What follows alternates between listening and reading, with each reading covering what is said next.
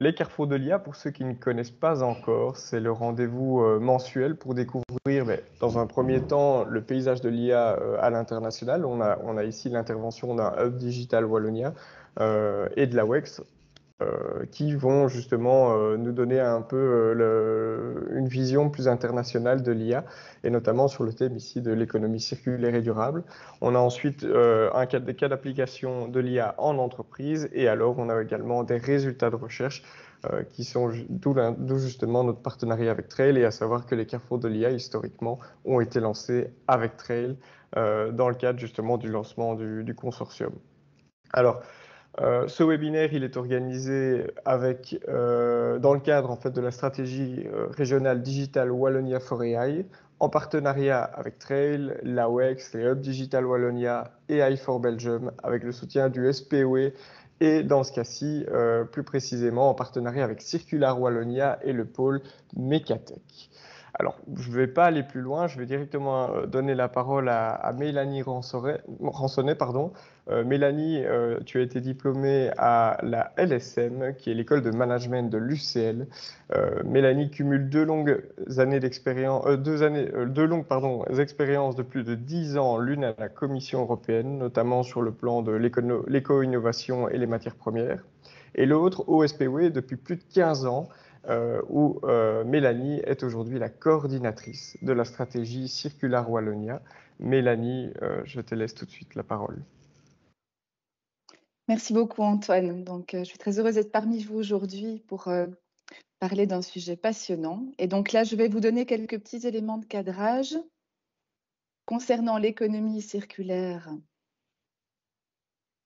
en Wallonie et son lien avec l'intelligence artificielle. Voilà, j'espère que vous voyez bien ma présentation à l'écran. C'est parfait. Voilà, donc effectivement, je fais partie de la cellule de coordination de Circular Wallonia. Et donc Circular Wallonia, c'est la stratégie wallonne de déploiement de l'économie circulaire. Donc c'est une stratégie qui est entrée dans sa phase de mise en œuvre depuis un peu plus d'1 an maintenant, et qui auparavant a aussi été élaborée sur un mode participatif pendant une bonne année à travers différents processus.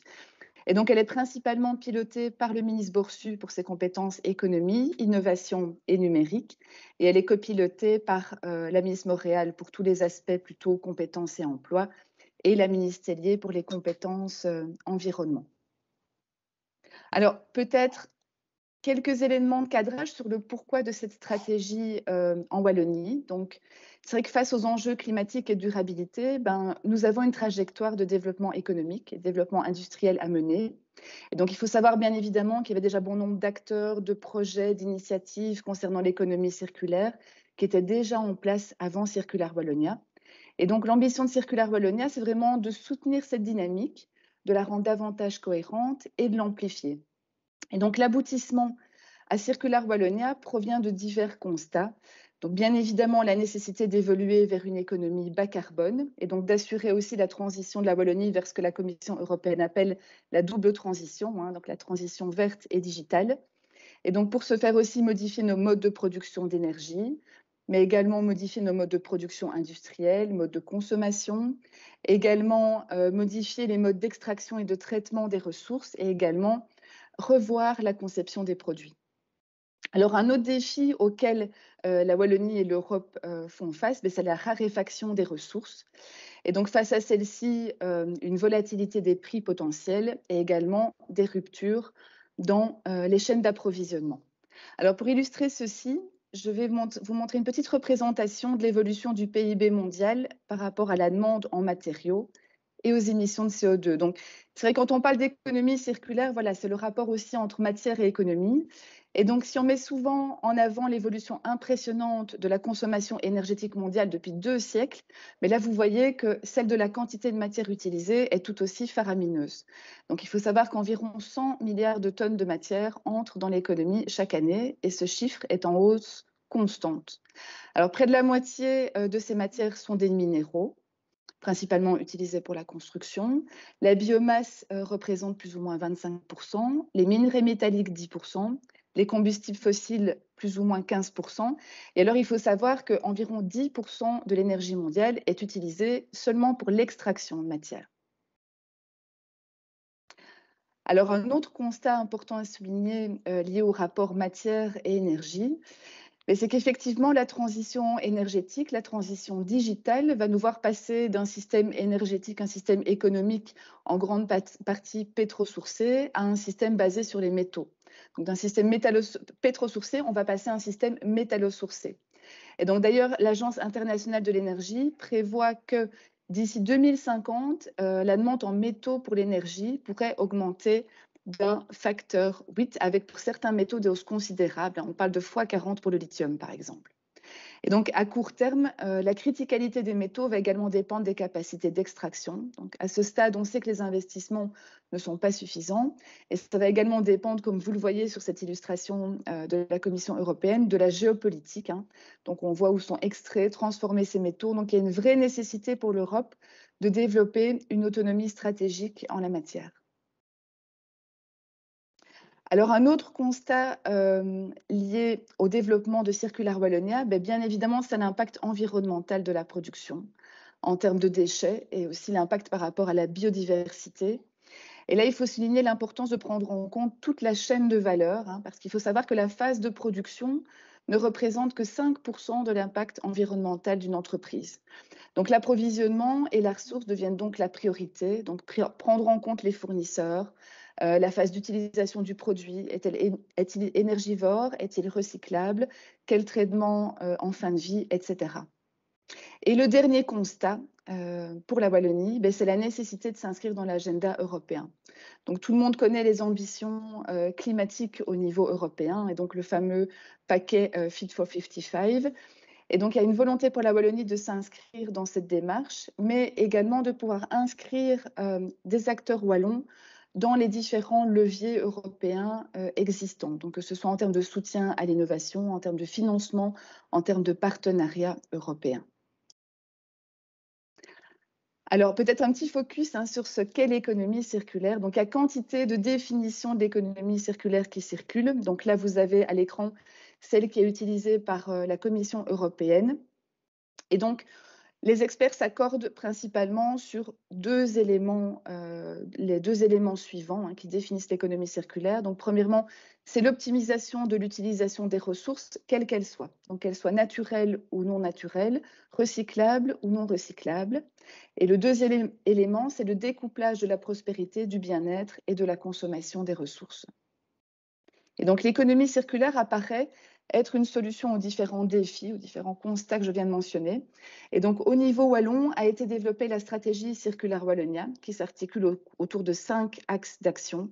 Donc, à la fois en abordant la production, la consommation, la mobilisation des acteurs. Il y a également 6 chaînes de valeur prioritaires et 60 mesures.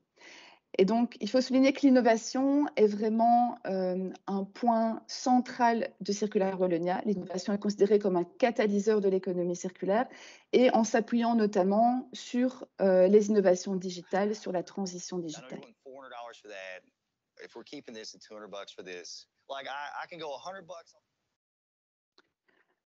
Alors, on peut véritablement voir l'économie circulaire comme une boîte à outils pour évoluer vers une économie résiliente qui optimise le rendement des ressources. Et donc là, vous pouvez voir que face aux risques que j'ai évoqués, les différents leviers de l'économie circulaire vont permettre aux entreprises de transformer ces risques en opportunités. Alors que ce soit au niveau des enjeux stratégiques, à l'échelle d'une région, à l'échelle européenne, mais aussi au niveau individuel, au niveau d'une entreprise. Parce qu'on peut voir que les leviers de l'économie circulaire vont permettre à une entreprise de mieux maîtriser ses coûts en termes de matières premières, en termes de traitement des déchets, mieux maîtriser aussi sa chaîne d'approvisionnement. Ça va aussi lui permettre d'évoluer, de s'adapter à des changements d'habitudes de consommation et donc de s'éloigner un peu de modèles économiques traditionnels. Ça permet d'anticiper les évolutions réglementaires et on sait qu'effectivement, la réglementation sur le champ environnemental évolue très très vite. Ça lui permet aussi d'avoir une meilleure gestion des risques, par exemple, de développer de nouveaux marchés. Donc, globalement, d'être beaucoup plus résiliente et beaucoup plus agile. Alors très rapidement, pour mieux comprendre aussi les liens entre économie circulaire et intelligence artificielle, un petit focus sur un processus industriel pour y observer les différentes stratégies d'économie circulaire possibles. Donc vous voyez que premièrement, on peut repenser vraiment nos façons de consommer, de produire, et ce, en amont de la production. Alors ça va se faire à travers l'éco-conception de produits, de services. Et donc là, par exemple, on va réfléchir à comment réduire la quantité de ressources nécessaires à la fabrication, comment privilégier des ressources à faible impact, etc. Ensuite vient l'optimisation des opérations. Donc là, par exemple, on va cibler efficacement les ressources prioritaires à économiser par l'entreprise. Donc, par exemple, des ressources pour lesquelles il y a un risque d'approvisionnement, pour lesquelles il y a de la rareté, etc. On va également essayer de trouver des débouchés pour les rejets, pour les sous-produits d'une entreprise. Alors ensuite, en deuxième lieu, viennent des stratégies plutôt à boucle courte, comme on les appelle, qui visent à intensifier l'usage des produits, qui visent à allonger la durée de vie des produits et de leurs composants. Donc là, on va parler d'entretien d'un produit, de remise à neuf, de remanufacturing. On va également parler d'économie de la fonctionnalité. Là, c'est qu'on va plutôt vendre un service, un usage, plutôt qu'un bien. Et enfin, on va retrouver des stratégies, en troisième position, qui donnent une vie nouvelle aux ressources. Donc là, ça va être à travers la symbiose industrielle, par exemple, où les déchets, les rejets d'une industrie peuvent être utilisés par une autre. Ça va être à travers le recyclage de manière plus classique, ou bien à travers la valorisation énergétique ou le compostage. Alors, on peut comprendre à travers cette illustration que bien évidemment les technologies numériques, et plus particulièrement celles liées à l'intelligence artificielle, sont des catalyseurs essentiels de l'économie circulaire pour améliorer la gestion des ressources, pour améliorer aussi la prise de décision à différentes étapes du cycle de vie de l'industrie. Donc, par exemple, on peut imaginer l'Internet des objets qui va permettre un suivi automatisé de la localisation et la surveillance des ressources naturelles, par exemple. Ou bien l'analyse de données peut servir d'outil pour prédire l'usure des produits, réduire les temps d'arrêt de production, planifier la maintenance. On peut imaginer aussi que l'intelligence artificielle peut soutenir la planification d'une logistique inverse ou encore permettre un tri robotisé intelligent, des systèmes de vision pour l'inspection des produits aussi, voir quel est leur état, est-ce qu'ils sont intacts, usés, endommagés, et venir ainsi en soutien au remanufacturing. Et donc, ces exemples illustrent que la contribution de l'IA à l'économie circulaire comprend vraiment une gamme de stratégies, de la conception de nouvelles offres à la gestion de la maintenance, en passant par la réutilisation et le recyclage. Alors voilà, nous allons à présent davantage entrer dans le sujet avec nos orateurs du jour.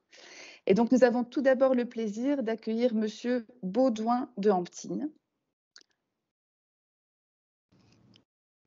Alors, Baudouin n'est pas présent, donc il est à San Francisco, il nous a transféré sa vidéo. très bien, donc à travers une petite vidéo, donc Monsieur Baudouin de Hamptine aujourd'hui va nous parler de l'IA, l'économie circulaire et durable aux États-Unis, avec un focus sur l'entreprise US Cleantech. Alors, Baudouin est formé en droit et en finance. Il a commencé sa carrière comme trader financier et avocat public avant de rejoindre le monde des startups pendant une dizaine d'années. Et pour relever ce défi, il a tout d'abord navigué sur l'océan Atlantique pendant 16 mois. Et Baudouin a ensuite poursuivi sa vie internationale en vivant pendant 5 ans en Asie, en Corée du Sud, en tant que diplomate économique pour la région wallonne. Alors, Baudouin a été impliqué aussi avec passion dans de nombreux projets d'entrepreneuriat et il dirige actuellement le Hub Digital Wallonia de San Francisco et il est cofondateur de B2B. Oui. Eh bien, bonjour tout le monde. Bonjour et bienvenue à San Francisco pour ce carrefour de l'AI un peu particulier puisque nous sommes en décalage. Alors, c'est avec beaucoup de regrets qu'on n'est pas assis à côté de vous dans cette Belgique pluvieuse, mais tant pis. Nous resterons donc ici à San Francisco, profitant de ces rayons de soleil pour parler de Climate Tech. Je suis Baudouin de Hamptine, je suis conseiller économique à la WEX depuis 2013 à San Francisco et peut-être plus pour longtemps puisque j'ai vocation à le quitter cet été. Et aujourd'hui, j'ai un invité de marque et je suis très fier parce que c'est la deuxième fois que je le rencontre et quelqu'un qui est terriblement aussi concerné par tout ce qui est clean tech, climate et pour le bien-être du monde, c'est Toral Gutiérrez. Toral, belge, il vient de Bruxelles. Il est surtout sorti avec la plus grande distinction en ingénierie et en AI. Et je veux dire, c'est un niveau qui est un niveau certainement équivalent à ceux de Stanford et de Berkeley qu'on connaît ici, ce qui lui a valu un transfert assez rapide de Bruxelles à Palo Alto, où il est dans la sixième plus grande capitalisation boursière du monde actuellement. Vous aurez tous reconnu Tesla. Bonjour Thoralf. Bonjour Baudouin. Je voudrais aujourd'hui donc te poser, puisque c'est le carrefour de l'AI en Belgique et dans le domaine aujourd'hui, dans la question qui me concerne, te parler un tout petit peu et avoir ton point de vue sur est-ce que Tesla est une société que tu dirais, est-ce que c'est une clean tech? Est-ce qu'elle participe aux solutions que nous devons voir mettre en œuvre pour demain et pour l'humanité? Qu'en penses-tu? Complètement. Donc pour moi, quand je pense clean tech, je pense quelles sont les entreprises qui vont aider au changement climatique. Et pour moi, la grosse approche qui fonctionne vraiment bien, c'est de se dire, on va créer un produit qui est une alternative aux produits existants et on va faire en sorte que cette alternative soit bien meilleure. Donc dans notre cas, on va créer des voitures qui sont les meilleures voitures du monde, les meilleures performances, le plus de confort, les plus safe sur la route. Mais on va être sûr que, évidemment, ce nouveau produit ait à son cœur le changement qu'on veut voir dans le monde. Pour moi, donc, qui veut se Est-ce que ça, débarrasser. c'était la base de la création de Tesla, c'est d'être le changement qu'on veut voir dans le monde? Je pense vraiment, oui, c'est l'idée. Il faut qu'on passe tous à l'électrique propre. Exact. La mobilité, c'est une énorme partie de cette équation. Et on pense qu'on a l'opportunité de créer une voiture qui est bien meilleure que toutes les autres. Les entreprises de voitures n'ont pas beaucoup évolué. Et donc là, on peut arriver et complètement disrupt l'entreprise. Et pour moi, c'est ça. C'est une fois qu'on crée un produit qui est meilleur et qui est bon pour le monde, en fait, on sort sur la vague du capitalisme et le changement va venir tout seul. Et c'est ce qu'on voit quand même ici à San Francisco, puisque je crois que, en tout cas dans mon village, c'est la voiture que je vois le plus. Et donc, tant mieux pour le monde. Mais comme tu le soulignes, nécessairement, il faut que l'électricité aussi qui soit mise dans la voiture ne provienne pas comme en Allemagne ou bientôt en Belgique du charbon ou du gaz, mais qu'elle provienne de sources propres et Voilà, tout à fait. Que ce soit solaire, éolien, nucléaire. bien entendu, bien entendu. Et nucléaire, notamment avec des petits projets qui peuvent être vus comme TerraPower qui vient d'être sorti récemment. J'ai été rencontrer Arc Energy qui sortait de nouvelles solutions qui sont absolument intéressantes dans tout ce qui est SMR. On sait que la Belgique y a quand même mis à peu près 100 millions pour étudier le projet. Oui, il y a énormément d'excitement sur le nucléaire ici en Silicon Valley. Oui, oui, on voit que ça, on espère que ça va un jour arriver en Belgique. Ensuite, je voudrais aborder le point de cette ville parce que mettons-la quand même aussi en honneur. San Francisco a été quand même une ville précurseur dans de nombreux points, que ce soit dans l'art, que ce soit dans la cuisine, étonnamment, que ce soit dans la technologie, bien entendu. Mais ici, un point que je voulais en tout cas souligner dans ces carrefours de l'AI, c'est qu'elle utilise notamment l'AI pour traiter les déchets. C'est la première ville zéro waste du monde, et ce depuis 2003. Et c'est une ville qui inspire de nombreux dirigeants municipaux, communaux, régionaux, même étatiques à venir voir comment est-ce qu'une ville peut être se transformer en zéro waste. Donc il n'y a plus de déchets où ils sont tous retraités. Qu'est-ce que tu penses de cette initiative? Ben, c'est sûr, en tout cas, quand on va à d'autres endroits dans les États-Unis, on est souvent un peu choqué en tant que Belge parce qu'on voit qu'il n'y a pas beaucoup de tri et de recyclage, par exemple. Les déchets sont tous envoyés au même endroit. Ici, à San Francisco, ils font du bien meilleur boulot. Et j'avais d'ailleurs été visiter leur centre de tri à Récologie, qui était hyper impressionnant. Ils ont de très bonnes performances, donc la plupart des déchets qu'ils reçoivent vont finalement être envoyés dans des centres de recyclage après. Et notamment traités par l'AI. Ils sont capables d'aller complètement définir quel est le type de déchet par une application AI qui est assez performante. Alors, il y a d'autres startups dont la vainqueur du Clean Tech Forum à Palm Springs était une startup totalement dédicacée AI déchets. Donc il y a beaucoup de choses à faire et voilà, donc cette ville quand même, j'espère pouvoir vous accueillir et Toral est là pour vous montrer que la Bruxelles n'est pas tellement loin de San Francisco et il faut certainement y venir. Mais la raison, sans doute la primordiale pour laquelle je voulais avoir Toral, c'est que Toral s'est engagé dans le Web 3.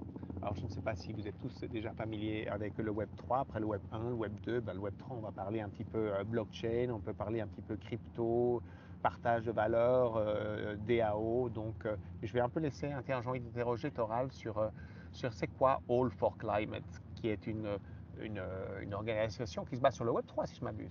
Tout à fait. Donc, on a lancé un DAO, ce qu'on appelle, c'est un Decentralized Autonomous Organization, qui est un peu l'acronyme pour représenter tous ces mouvements qui sont des mouvements citoyens qui se mettent ensemble autour d'un projet et qui s'organisent et qui se coordinent de façon complètement décentralisée. Et donc, moi j'habite à San Francisco par exemple, mais les autres personnes qui participent au DAO sont en Espagne, à Bruxelles, à travers le monde. Et tous ensemble, on peut se retrouver en ligne et participer et faire des choses qui nous semblent bonnes pour le monde. Et bonnes pour le monde, est-ce que c'est spécifiquement aujourd'hui, quand tu pourrais nous dire de manière plus pragmatique, c'est quoi une chose bonne pour le monde, ou est-ce que c'est vraiment focalisé climate? Alors ouais, nous on est très focalisé avec le changement climatique et on dit quoi ici? On dit beachheads, c'est par où est-ce Angle d'attaque. on commence à attaquer le problème, c'est que on voit qu'il y a énormément d'activistes par exemple qui font des bonnes choses pour le climat, mais qui ne comprennent absolument pas ce qui se passe du côté des crypto-monnaies. Et on aimerait essayer de les onboard, le faire en sorte qu'ils puissent se rendre compte des opportunités qui existent, s'embarquer un peu parce que Toral le fait depuis longtemps. S'embarquer du côté des crypto-monnaies, pas seulement pour faire de la spéculation comme le Bitcoin, etc., mais il y a énormément de nouvelles technologies et de nouvelles idées qui existent dans ce monde-là qui pourraient être intéressantes pour les activistes pour le climat. Moi, ce que je trouve assez formidable quand je t'entends là, c'est que moi qui suis fresqueur pour le climat, j'explique régulièrement que il y a un triangle entre le citoyen, la société, les sociétés, les entreprises et les politiciens. Et c'est un terrible triangle d'inaction puisque chacun regarde l'autre pour le faire. Et là, toi, tu nous dis, mais en fait, finalement, plutôt que de se regarder à ne rien faire, on peut faire déjà aujourd'hui, c'est ça? Complètement, oui. Et j'ai envie de dire, le DAO que nous on fait, on aide surtout les gens à faire des choses, les vrais activistes qui sont sur le vrai monde. Mais il y a plein d'autres DAO qui existent, qui font des choses beaucoup plus intéressantes. On peut par exemple parler d'un DAO qui s'occupe de recréer un complètement nouveau marché de compensation de carbone du côté des blockchains, comparé au marché qui existe aujourd'hui, qui est très offusqué et très non transparent. Ouais. Mais ça, c'est extrêmement intéressant puisqu'on arrive à peu près toutes les sociétés belges et du monde se disent on va vers le net zéro carbone, c'est-à-dire qu'on va, on va devoir compenser ce qu'on n'est pas capable de réduire. Et donc toi, tu nous dis, finalement, oui, aujourd'hui on compense le carbone, mais finalement c'est pas très transparent, quoi. Je donne 100 000 $ à la société X qui était là, basée à Palo Alto, et je sais pas ce que là on fait. Et toi, tu nous dis, Exactement. Aujourd'hui, c'est déjà même pour toi et moi, si nous on veut acheter des compensations de carbone, souvent on va passer par un site internet qui va nous le permettre, mais il y a de nouveau, en fait, on recrée ces problèmes où il y a plein d'intermédiaires qui vont prendre une grosse partie de l'argent que toi tu vas payer. Et au final, la personne qui plante des arbres en Afrique par exemple ou en Amazonie ne récupérera qu'une petite partie de l'argent que tu as payé. Et donc une des choses qui est géniale avec le monde de la blockchain, c'est que on peut complètement refaire des marchés, les rendre beaucoup plus liquides, beaucoup plus transparents et en enlevant tous les intermédiaires. Donc tu désintermédiaires, ça c'est extraordinaire, il n'y a plus d'intermédiaires, désintermédiation comme on l'avait vu dans la finance dans les années 90. Ça c'est un premier point. Et totale transparence, c'est-à-dire que la tonne de carbone produite par Microsoft qui était censée être offsetée, aujourd'hui il peut la retrouver parce qu'elle est enfouie dans une blockchain et infalsifiable. Tout à fait. Et on peut ensuite aller vérifier quel type de compensation de carbone Microsoft a choisi.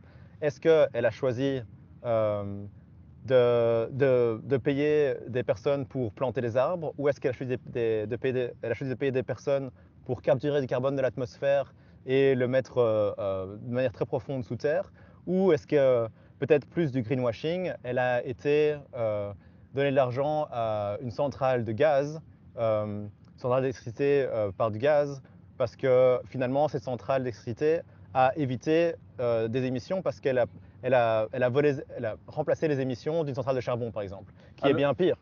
Mais bon, ça Bien reste du pire, gaz. elle est juste Ouais. juste 50% moins pire. Mais Voilà. donc, en fait, ça, c'est paradoxal. Donc, on se rendrait compte que finalement, on aimait, mais on dit finalement, On aimait comme on moins. aimait moins, on est bon. Alors on est bon, ouais. C'est quand même ça, c'est quand même terriblement. Est-ce que tu voudrais nous parler rapidement, parce qu'il y a un homme que j'aime beaucoup qui avait réinventé des organisations que je devais aller voir en traversant les États-Unis en vélo, que je n'ai pas eu l'occasion, mais tu m'en as parlé tout à l'heure. Et je pense que vous faites quelque chose d'extrêmement bien avec lui et pour lui. Est-ce que tu voudrais C'est ça, donc Frédéric Laloux, qui a écrit le livre Reinventing Organizations, qui est d'ailleurs un livre assez connu maintenant dans ce milieu des DAO, parce que finalement, c'est de nouveau les humains qui se réinventent une nouvelle façon de s'organiser autour de projets. Lui-même, son prochain challenge, son prochain projet est de créer un documentaire pour le changement climatique, qui est incroyable. Et justement, on essaie de travailler avec lui pour voir comment est-ce qu'il peut rendre ce projet plus décentralisé à travers un DAO.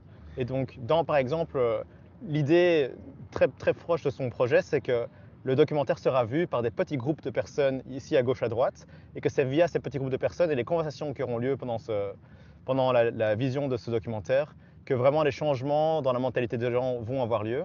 Et c'est du coup, en fait, parfait pour la décentralisation, où on pourrait créer ce DAO, où des gens participent au DAO, rentrent sur le forum, commencent à discuter, et décident d'organiser des watch parties ou des soirées pour voir le documentaire partout dans le monde. Et à travers ces actions, ces personnes pourraient être récompensées, par exemple, par ce DAO, avec peut-être plus de droits de gouvernance, ou si un jour le DAO reçoit des fonds d'un philanthrope qui doit ensuite redistribuer, eh bien, les personnes qui ont organisé le plus de soirées, par exemple, le plus de visionnage du documentaire, pourraient peut-être avoir plus de mots à dire sur où l'argent irait, etc., parce qu'ils sont plus impliqués dans le projet. Et ça aussi, c'est une fameuse notion du Web3, réaccaparation de la valeur créée par l'individu à son propre profit pour pouvoir, donc le type qui fait du bien, il peut encore l'amplifier puisqu'il aura été reconnu pour ce qu'il a fait. Écoute, en tout cas, moi je te remercie. Je ne sais pas combien de temps on a, mais donc je crois qu'on arrive tout doucement vers le bout de cette interview.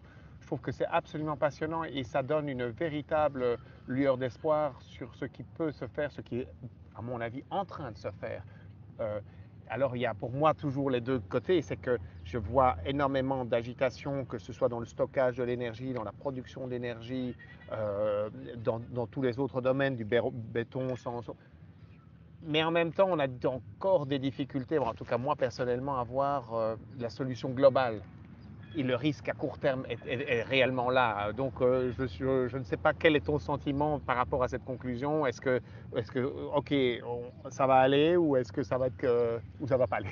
Ben, c'est ça qui me fascine avec finalement et qui me donne tellement d'espoir avec la blockchain et les DAO, c'est que en fait c'est vraiment une réaction des citoyens qui disent la direction qu'on prend pour le moment ça n'ira pas, ça va trop lentement et il faut agir beaucoup plus vite à cette urgence qu'on a maintenant pour le changement climatique. Et donc c'est de dire je vais prendre les rênes du futur et je vais pas attendre que quelqu'un d'autre le fasse. Et sur ce DAO, tu te passes par Discord, tu disais, tu passes par où tu rentres? Alors le monde des DAO et des blockchains s'organise souvent avec une application qui s'appelle Discord, qui a d'ailleurs été reprise des gamers, les joueurs de jeux vidéo qui eux aussi doivent s'organiser quand ils vont faire une campagne dans leur monde virtuel. Ça a été repris comme outil en fait par beaucoup de DAO et donc ils s'organisent autour de Discord et donc n'importe quel DAO qui pourrait vous intéresser, par exemple Alpha Climate ou alors le DAO dont je parlais qui s'occupe de faire la compensation de carbone s'appelle Toucan, qui sont basés à Berlin. Vous pouvez aller voir en ligne, taper Toucan Discord ou Climat DAO Discord ou Refi DAO Discord, tellement de DAO qui existent dans ce domaine et rejoignez leur histoire, commencez à voir ce qui se passe dans leur forum et aidez où vous pouvez aider. Voilà, soyez un activiste. Je crois que c'est la Complètement. conclusion. Soyez activiste. Activons les citoyens. Et ne laissez pas les mauvaises choses se compasser. À bientôt.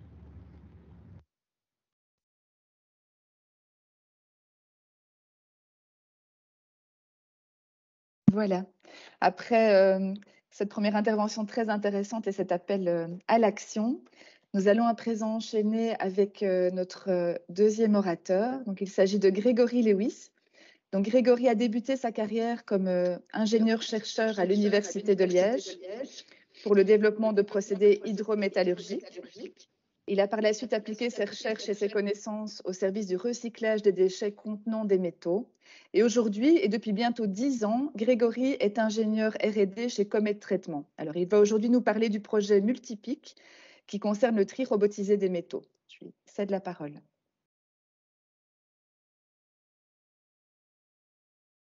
Je pense que votre micro est coupé, Grégory, on ne vous entend pas.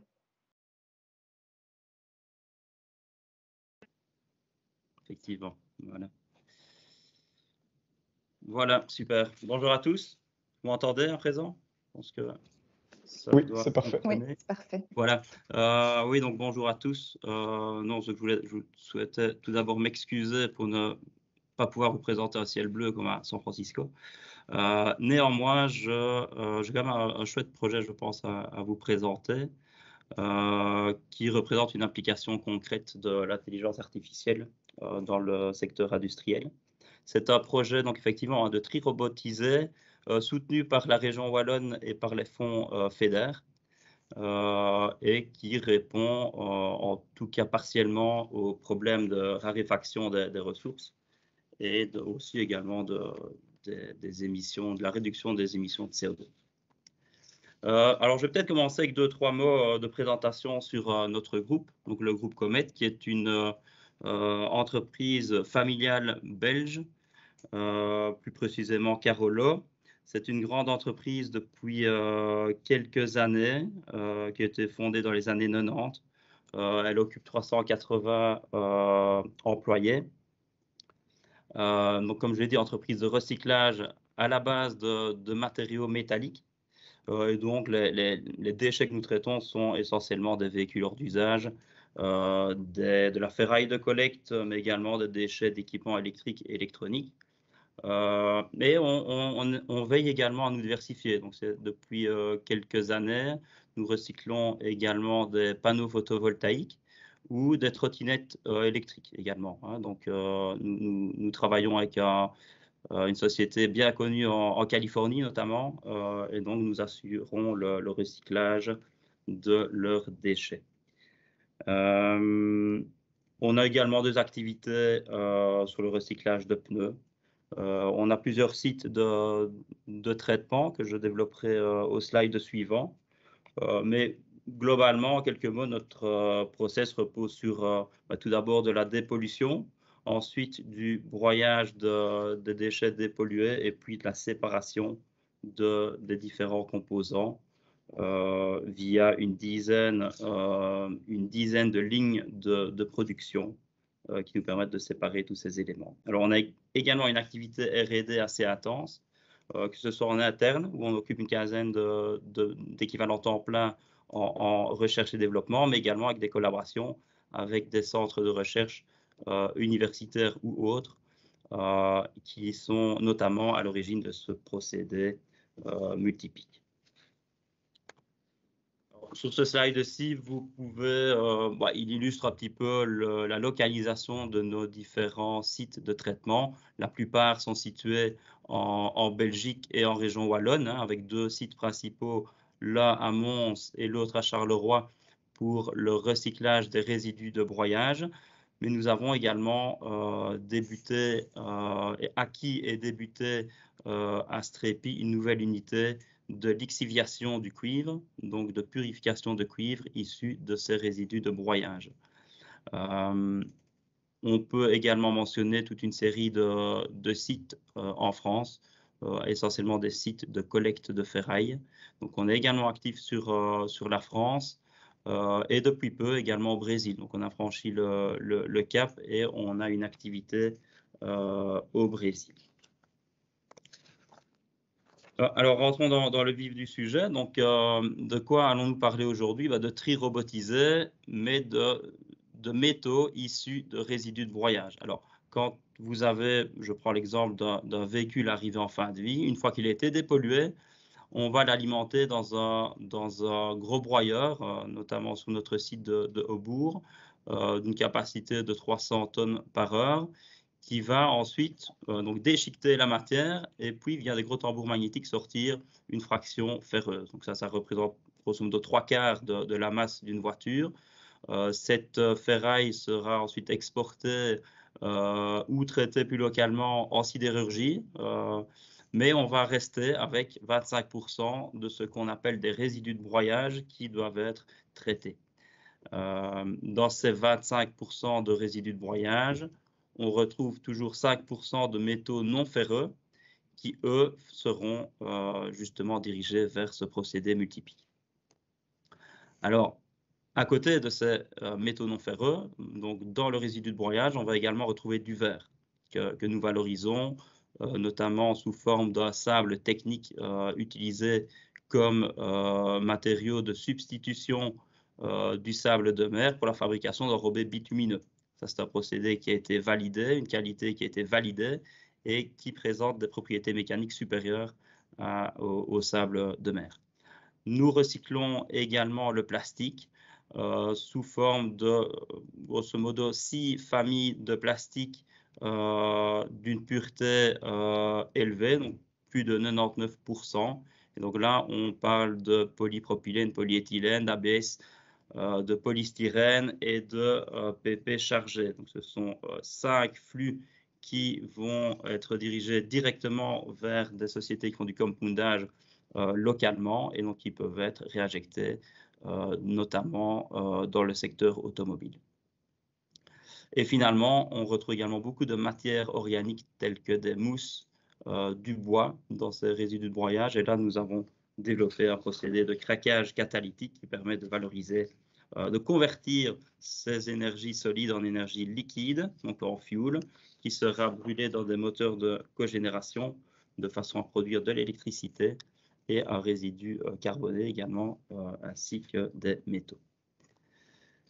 Venons-en aux 5% de métaux non ferreux qui nous occupent aujourd'hui. Donc, que va-t-on retrouver dans ces concentrés? Essentiellement de l'aluminium, qui représente une part importante, plus de 80% de ces métaux non ferreux, du zinc, du cuivre, du laiton, de l'inox, mais pas seulement. On va également retrouver du plomb ou des circuits imprimés, toute une série de métaux non ferreux de base, également précieux, que nous allons, qui vont alimenter le procédé multipique.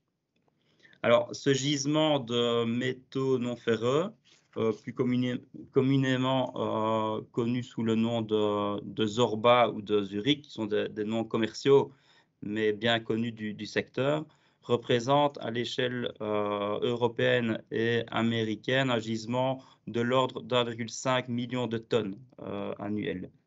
Donc ça, c'est un peu le terrain sur lequel Multipique peut avancer.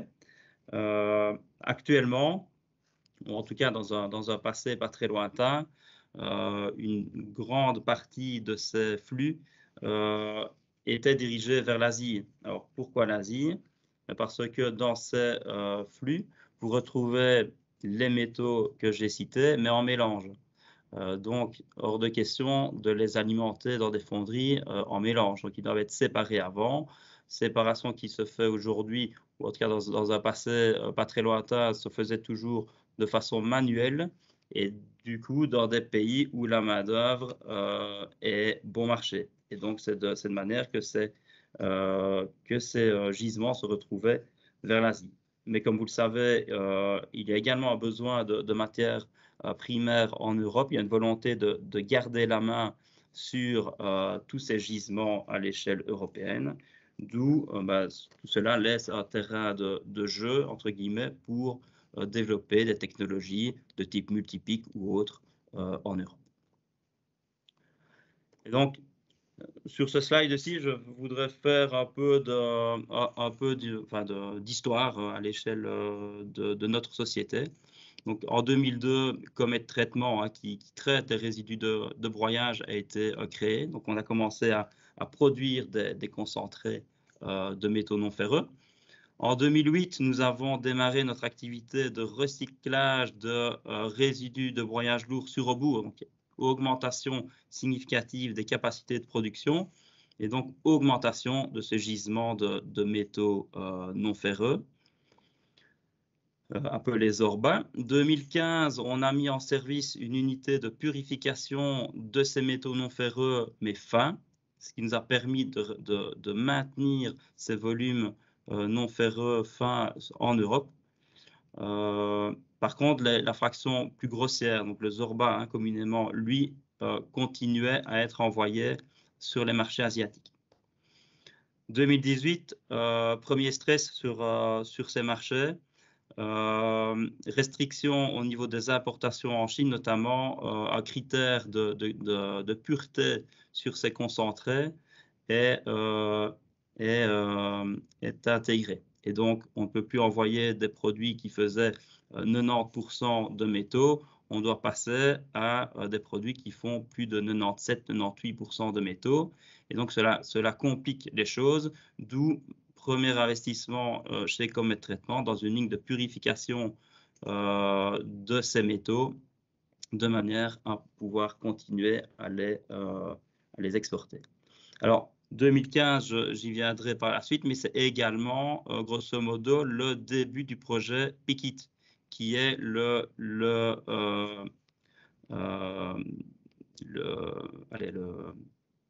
l'ancêtre, je vais dire, de Multipic. Okay, donc ça, c'est 2015. Donc, on a déjà senti le marché se stresser dès 2015. Et donc, lancement via un projet plan Marshall du projet PICIT. 2018, nos craintes se confirment, le marché se tend un peu. Donc, premier investissement pour augmenter la pureté de nos produits. 2021, rebelote. La Chine se retire de la Convention de Bâle et donc fait plus ou moins ce qu'elle veut sur ses importations.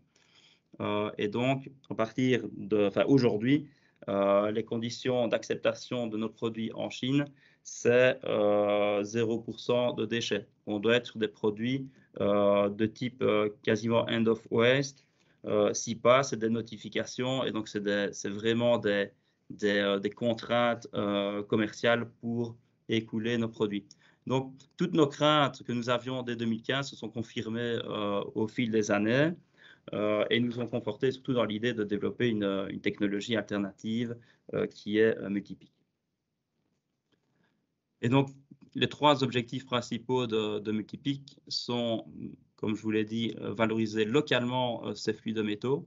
Il y a clairement une demande au niveau des fonderies locales, que ce soit pour le zinc, le cuivre ou même l'aluminium. J'oublie l'inox et également l'inox. Il y a une demande très claire pour un sourcing de produits secondaires à l'échelle locale. Deuxième objectif, c'est recréer de la valeur. Clairement, aujourd'hui, l'exportation de ces produits, les coûts de transport explosent. Et donc, le fait de maintenir ces produits en Belgique ou en Europe permet de réduire également ce coût. Et troisième point, comme je vous l'ai dit, Multipic, je vais vous le montrer, est dimensionné pour faire 20 000 tonnes par an. Le gisement est de l'ordre de 1,5 million de tonnes par an. Donc, il y a un potentiel de duplication énorme de la technologie. Et donc, le troisième objectif de Multipic est aussi de constituer une vitrine technologique pour aller vendre la technologie par après. Donc, comme je vous l'ai dit, Multipic est issu du projet PICIT.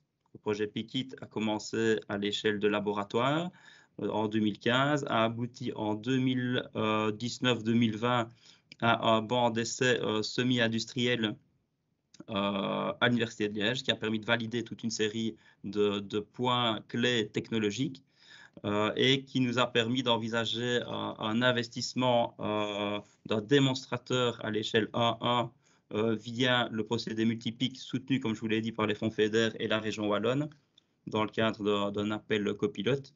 Et donc, c'est là où nous en sommes aujourd'hui. Nous sommes occupés à monter ce premier démonstrateur pour valider à l'échelle industrielle. Alors, la technologie Multipic, hein, en quelques mots, repose sur trois axes. Le premier, c'est la reconnaissance. Donc, on va disperser nos métaux sur un convoyeur. On va les présenter sous une série de capteurs, que ce soit 3D, un capteur hyperspectral, donc globalement qui va donner une information sur la couleur des pièces, un capteur rayon X transmis et finalement une sonde LIPS qui, elle, donnera plutôt une information sur la nature, la composition chimique du produit. Donc, toutes ces informations vont être collectées et traitées dans une étape 2 de data processing, où là intervient directement l'intelligence artificielle. Et cette information traitée va être transmise à une série de robots. Dans le cadre de Multipic, on a 16 robots en série qui vont réaliser le tri de ces métaux en fonction de leur famille. Donc, l'intelligence artificielle va fusionner les données obtenues par les différents capteurs, va attribuer à chaque pièce une position et une nature et va transmettre l'info à chaque robot, une instruction de tri de ces particules. Et donc ici, au slide suivant, ce n'est qu'une redite de ce que je viens de vous mentionner. Juste peut-être signaler que dans le cadre du projet Multipic, on s'est focalisé sur un capteur 3D, un capteur hyperspectral XRT et LIPS.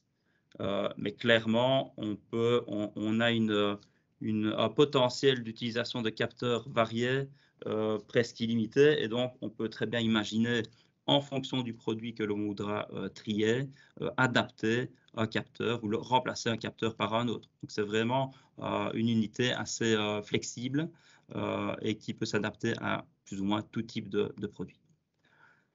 Deuxième étape, c'est le traitement des données en temps réel, ce qui est la clé du procédé ici, parce qu'on a évidemment une notion de rentabilité, donc de capacité de traitement, et donc les données collectées doivent être traitées le plus rapidement possible pour permettre au robot derrière d'opérer le tri.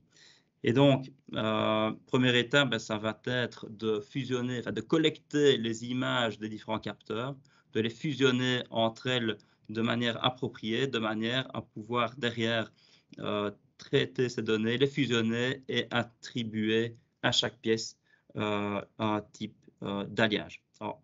L'idéal, évidemment, c'est de pouvoir trier chacune de ces particules, de ces pièces sur base de leur composition chimique. C'est là qu'on se rend compte de la puissance de Multipic et donc de l'intelligence artificielle.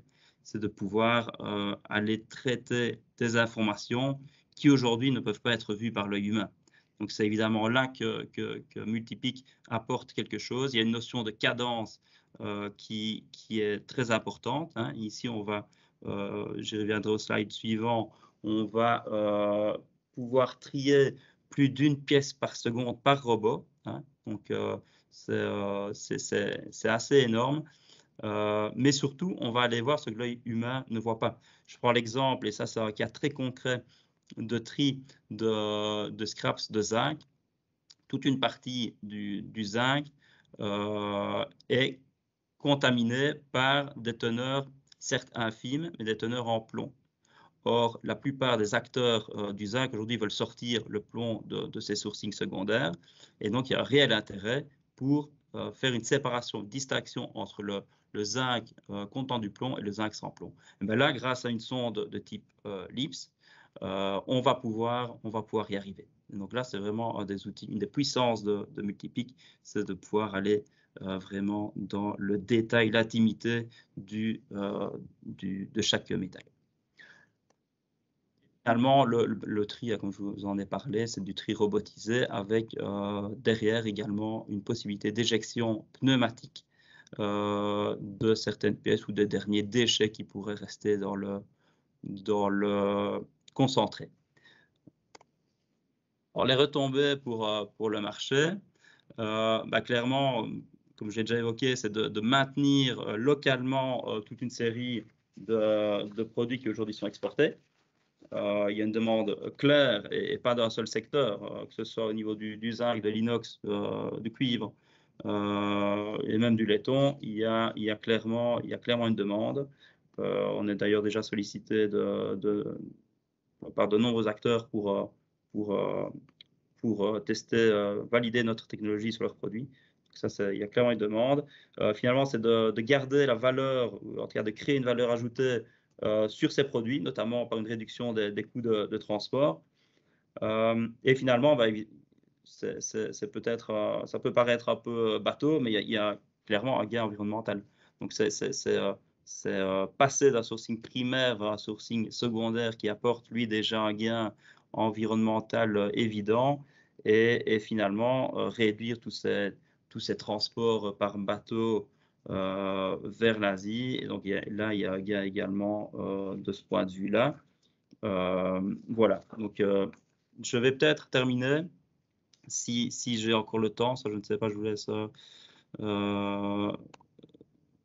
me guider, mais on va terminer par une petite vidéo qui présente le projet Multipic que je vais lancer.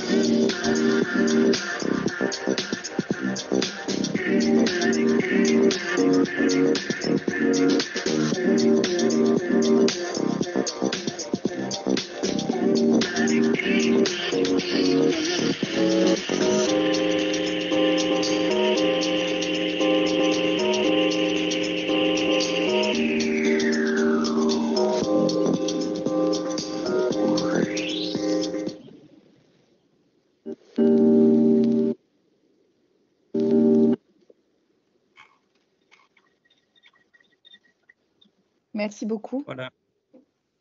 Merci beaucoup Grégory pour cette présentation vraiment très illustrative de l'effet levier de l'intelligence artificielle sur l'économie circulaire et notamment en termes d'approvisionnement stratégique en métaux, hein, ici plus particulièrement. Alors je vous propose maintenant d'accueillir notre troisième orateur qui est Monsieur Arnaud de Decker. Donc Arnaud possède une formation en physique, en statistique et un doctorat en apprentissage automatique. Il cumule plus de 14 années d'expérience en sciences des données et en apprentissage automatique, dont 4 ans chez Sagacify en tant qu'Analytics Translator and Business Developer en sciences des données. Arnaud est passionné par l'intelligence artificielle, l'innovation, la technologie et l'esprit d'entreprise. Et il va nous parler aujourd'hui de la classification du contenu des containers. Arnaud, je vous laisse la parole. Merci Mélanie, bonjour à tous. Je vais partager mon écran tout de suite. Hop. Voilà. Est-ce qu'on voit bien mon écran? Pas encore, ça charge. Oui. Voilà, très bien. Ok, voilà. Donc voilà, bonjour tout le monde. Donc l'objectif de ma présentation aujourd'hui, c'est de vous parler de deux use cases de l'utilisation qui illustrent l'utilisation de l'IA en économie circulaire.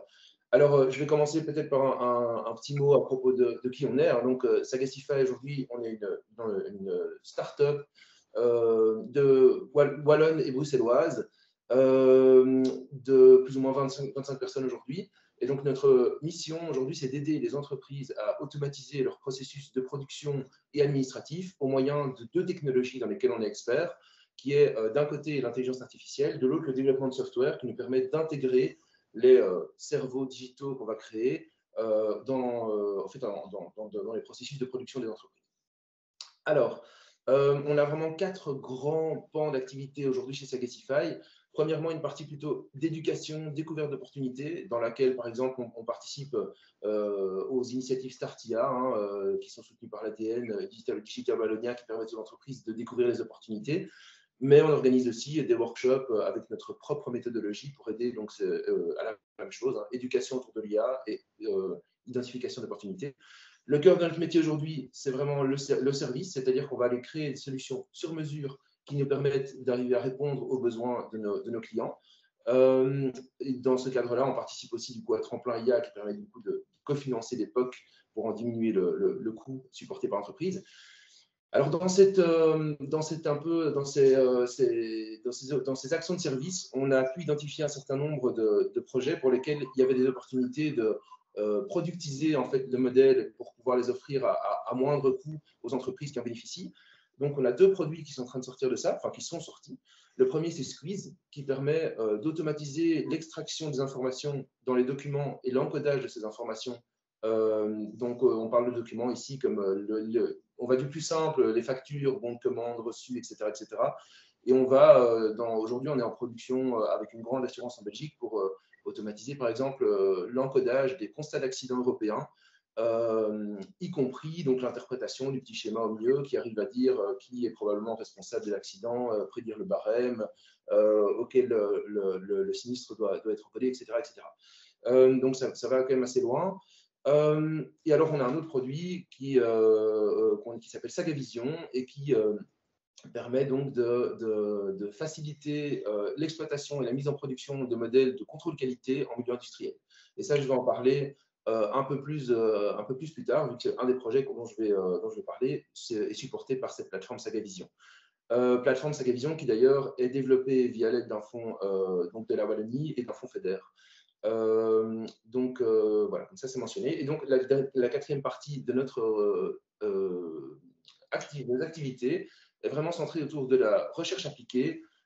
Et donc à ce titre-là, on participe à de nombreux projets de recherche européens, mais aussi des projets de pôle et comme je l'ai cité, des projets ici DGE6. Voilà. Donc on accueille aussi un certain nombre de mémorants et de doctorants de plusieurs universités desquels on essaie de rester proche. Donc voilà, ça c'est un peu qui on est. Alors, je vais rapidement faire un petit mot sur le positionnement de l'intelligence artificielle dans l'économie circulaire pour introduire le sujet. Je ne suis pas un expert en économie circulaire, donc que les experts me pardonnent, je vais aller très très rapidement. Donc ici, on parle d'économie circulaire bien par contraste avec l'économie linéaire dans laquelle on va, comme on l'a très bien expliqué précédemment, prendre les matériaux, en faire des produits, les consommer et puis ne plus rien en faire. L'idée ici, c'est de créer cette boucle de circularité. On reprend les produits qui ont été utilisés pour les réinjecter au sommet de la chaîne et les réutiliser pour en recréer du coup des nouveaux produits et du coup diminuer l'impact environnemental de notre société. Donc ça, c'est clair pour tout le monde. L'AI, dans ce contexte-là, peut être utilisé en fait à presque un grand nombre d'endroits de ces boucles de rétroaction, j'ai envie de dire, pour pouvoir du coup arriver à aider et à créer ces boucles et cette circularité. Entre autres, on peut utiliser l'intelligence artificielle pour optimiser les paramètres de production, ce qui permet non seulement d'utiliser moins d'énergie dans la production, mais aussi de diminuer la quantité de déchets qu'on va produire. On peut aussi utiliser les AI, comme on vient de le voir, pour mieux trier les déchets et encore plein d'autres opportunités qui existent. Mais en particulier ici, je vais parler de 2 projets qu'on a pu réaliser chez Sagatify, dont un qui consiste aussi à faire de l'optimisation du management des déchets qui sont produits sur les sites de construction. Et le deuxième qui est donc de la détection automatique de défauts sur une ligne de production qui utilise des mixeurs de gaz. Alors, le premier case ici, c'est l'optimisation donc des conteneurs qui se trouvent sur les sites de construction. On a travaillé avec B6, qui est une grande boîte de construction ici en Belgique, et ils sont arrivés chez nous en faisant la constatation que la gestion des conteneurs de déchets sur les sites de construction n'était pas vraiment optimale, parce que c'est probablement une des dernières choses sur la liste de priorité du gestionnaire de chantier qui a déjà plein de choses à faire. Et la conséquence environnementale, premièrement, c'est difficile quand on a un conteneur qui est censé avoir un seul type de déchet, ce n'est pas le cas, c'est difficile de trier derrière ces déchets de manière efficace. Et donc ça, c'est la conséquence environnementale. La conséquence pratique pour B6 aussi est que ça leur coûte de l'argent, parce que se débarrasser d'un conteneur de déchets, de déchets mélangés coûte beaucoup plus cher que de déchets triés. Alors, la solution qu'ils auraient voulu, c'était d'avoir quelqu'un, évidemment, qui regarde en permanence ce que les gens jettent quand ils ont besoin de jeter quelque chose et contrôle que c'est bien la bonne classe de déchets qui rentre dans le conteneur. Mais ce n'est pas possible, ça coûte trop cher et c'est absolument impossible à réaliser pour eux. Par contre, sur ces grands sites de construction, il y a des caméras qui sont placées souvent soit sur les bâtiments qui sont déjà construits, soit sur les grues, etc., et qui ont une bonne vue souvent sur ces conteneurs. Et donc, l'idée de ce projet, c'est d'utiliser l'image de ces caméras pour entraîner un modèle d'intelligence artificielle qui va faire le monitoring constant du contenu de ces conteneurs et qui, lorsqu'il constate qu'il y a un déchet du mauvais type qui a été posé dedans, va aller envoyer une alerte vers le gestionnaire de chantier qui, du coup, pourra réagir et corriger le tir. Voilà. Alors, j'ai oublié de le dire, mais je vais préciser maintenant. J'ai fait ma présentation en essayant, du coup, de présenter un petit peu non seulement les objectifs, on va dire, les résultats qu'on peut avoir en déployant de l'AI au niveau d'un client, mais pour que ce soit un petit peu intéressant aussi au niveau intelligence artificielle, je vais donc un petit peu expliquer les challenges que nous, en tant qu'équipe ML et d'équipe technique, on a pu rencontrer quand on a fait ce projet et un peu les méthodologies et les stratégies qu'on a dû mettre en place pour pouvoir y répondre. Parce que dans la réalité pratique, en fait, on n'a jamais, quasi jamais, un projet où on a toutes les données qu'on veut, qu'elles sont de bonne qualité, etc. etc. Et donc, je rentre dans cette partie-ci de ma présentation maintenant. Donc, qu'est-ce qui s'est passé quand on a commencé le projet? Eh bien, on n'avait pas de données. Alors, on s'est dit, OK, on va commencer à faire de l'acquisition de données sur les sites de construction. On va demander de la labellisation manuelle au fur et à mesure que les données sont activées et on va se créer notre dataset comme ça. Alors, et en attendant, il y a des datasets qui existent sur Internet qui permettent de déjà faire du pré-entraînement de certaines parties des modèles, comme par exemple la reconnaissance des types de déchets. Je pense par exemple à un dataset qui s'appelle TrashNet qui est disponible, entre autres, etc. etc. C'était un super plan jusqu'au moment où le Covid s'est invité un peu sur les sites de construction et qui a donc ralenti fortement l'acquisition des données réelles et donc qui nous a un petit peu ralenti sur le projet. Alors, et au niveau des métriques de succès pour le projet, on a utilisé les métriques classiques en machine learning, précision recall sur les anomalies qu'on va détecter. Et aussi, on essaie de mesurer le pourcentage d'amélioration sur les conteneurs qui, au final, à la fin du processus, en pratique, ont été réellement downgradés ou pas. Alors, voilà, les premières données qu'on a reçues, ressemblent à ça. Donc, voilà ce que vous voyez quand vous mettez une caméra au sommet d'une grue. Donc, les conteneurs sont pas, l'image n'est pas nécessairement centrée sur les conteneurs, premièrement. L'angle de vue n'est pas toujours parfait. Et au final, quand on regarde un petit peu, c'est pas toujours facile, même pour un humain, d'arriver à déterminer quel est le type de déchet qu'on va trouver dans chacun des conteneurs. Donc, voilà. Les deux grands challenges ici pour ce problème, c'est que les anomalies étant difficiles à reconnaître pour les humains, non seulement eh bien, la tâche n'est évidemment du coup pas non plus facile pour un modèle, mais en plus on peut s'attendre à avoir un certain nombre d'erreurs dans les labellisations qu'on va faire. Et en plus, on a un tout petit dataset qui manque de diversité. Donc, ce qui nous empêche d'avoir une approche naïve, on va dire classique, pour utiliser un modèle de classification de base. Et notre approche, du coup, pour solutionner ça, a été d'utiliser une technique qu'on appelle le self-supervised learning. Alors, qu'est-ce que c'est?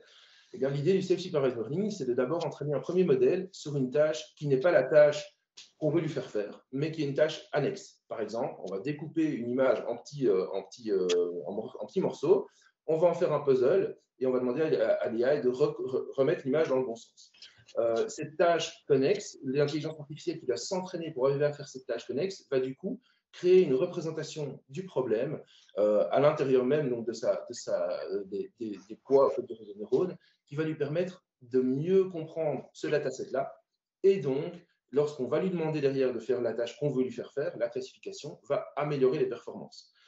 Et donc, il y a vraiment deux étapes. Premièrement, on entraîne le modèle, comme on entraînerait, si je peux me permettre une analogie grossière, comme on entraînerait un footballeur, on lui ferait une préparation physique avant de lui demander, parce que derrière, on a quelqu'un de bien entraîné jouera mieux au football derrière sur le terrain. Eh bien, c'est un peu la même chose. On va entraîner notre modèle, on va lui faire sa préparation physique, et ensuite, après ça, on lui demande de faire la classification. Alors, en pratique, on a choisi un framework qui venait d'être publié à l'époque de Self-Supervised Learning qui s'appelle SimCLR, donc un Simple Framework for Contrastive Learning of Visual Representations. Et donc, l'objectif est vraiment, comme j'ai dit, donc la tâche ici que le modèle doit trouver, c'est qu'on va prendre chaque image du dataset, vu qu'on n'en a pas beaucoup, et on va en créer un certain nombre de variations au hasard avec ce qu'on appelle un processus de data augmentation. Donc, on va faire des rotations, des zooms, des changements au hasard dans l'image. Mais on sait que toutes ces images-là proviennent de la même image. Et donc, la première tâche du modèle va être d'arriver à maximiser la similarité, regrouper les images qui sont différentes mais proviennent de la même image au départ, et donc les regrouper, minimiser la distance entre ces images-là et maximiser la séparation entre les images qui proviennent d'images différentes à la base. Et donc, lorsque cette tâche a été faite, la représentation du dataset au sein du réseau de neurones va du coup être optimisée pour arriver à réaliser cette séparation.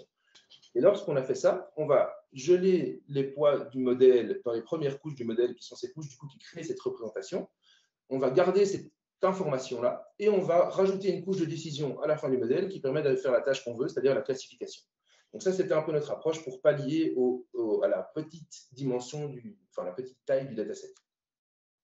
Alors en pratique, qu'est-ce qu'on a fait? Premièrement, on a reçu les images, on a commencé par faire des opérations classiques au niveau machine learning que je ne vais pas détailler parce que c'est du business as usual, c'est-à-dire on a commencé par cropper, faire la détection d'objets pour repérer où se trouvent les conteneurs, standardiser leur dimension. Et ensuite, on a appliqué donc, ce paradigme SimCLR. Et donc ici, on a une projection qui est faite selon c'est TSNE, c'est la projection. Donc en gros, c'est une projection qui permet d'arriver à projeter les représentations des images dans l'espace du modèle en 2 dimensions, en essayant de garder au maximum les distances telles qu'elles le sont dans un espace à haute dimension sur les 2 dimensions qu'on peut voir. Et donc ici, on voit que donc, dans les représentations des images, dans le modèle qu'on a utilisé avant, à gauche, le paradigme SimCLR, et après ce paradigme-là, on peut voir que différentes classes des déchets qui sont représentés dans les images sont tout à fait bien séparées après ce processus-là. Ce qui va permettre fortement de faciliter du coup, le travail du modèle lorsqu'on va lui demander de faire la classification, comme on peut s'en douter instinctivement. Alors ensuite, une fois qu'on a fait ce processus-là, on a rajouté la dimension temporelle, donc processée frame par frame, ce qui permet d'arriver d'aider le modèle à focaliser du coup, sur le contenu des conteneurs, non seulement, mais aussi du coup, de faire des alertes quand on voit une différence dans la classification des déchets qui sont retrouvés. Alors, comme c'est quand même un problème qu'on rencontre souvent, on a pris le temps, et c'était aussi, ce projet était aussi en collaboration avec la KU Leuven, et donc il y avait une dimension un petit peu plus recherche. Donc on a pu prendre le temps d'évaluer les performances du coup de différents types de modèles avec et sans du coup ce paradigme, cette préparation de données SimCLR. Alors donc ce qu'on peut voir ici, c'est qu'on a testé donc 2 types de classifieurs sur les données qui ont été sur les 2 couches de décision en fait différentes, donc soit une régression logistique et un classifieur, une couche de classification classique.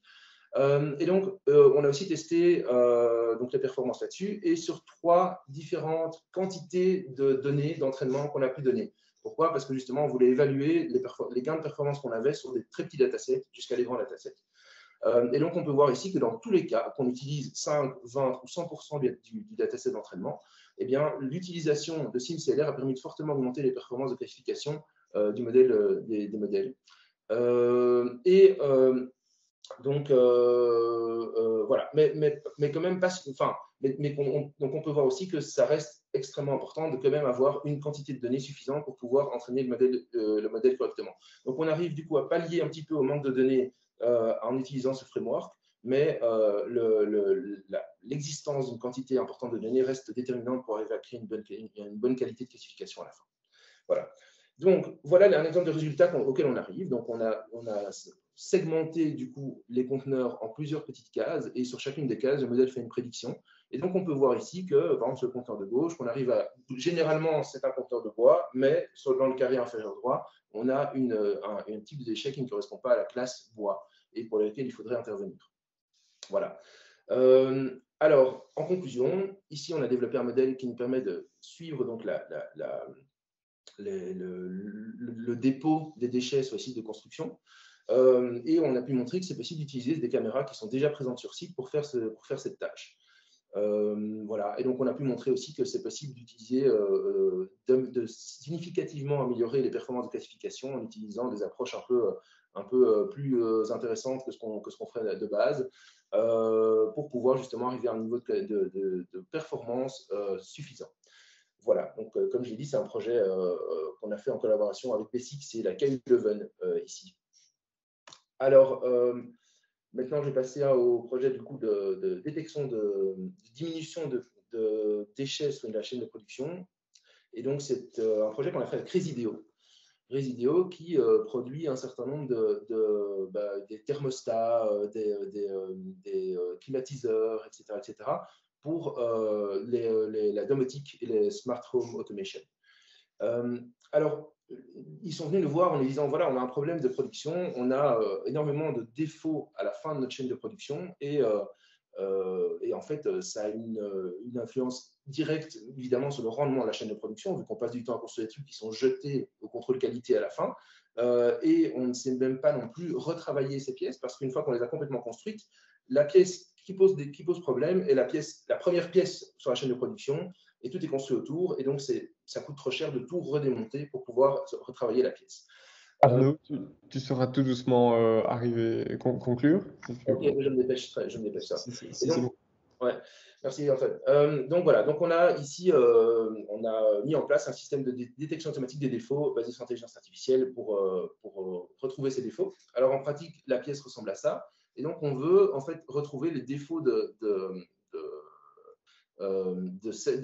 d'étanchéité qui vont arriver lorsqu'on va sortir sur la zone, sur le cercle là, un tuyau d'arrivée de gaz. Alors on avait un très petit dataset, comme toujours, et on n'avait pas la possibilité d'en acquérir plus. Et les images étaient de très haute dimensionnalité, 2000 x 3000 pixels, ce qui ne peut pas rentrer dans un modèle comme ça.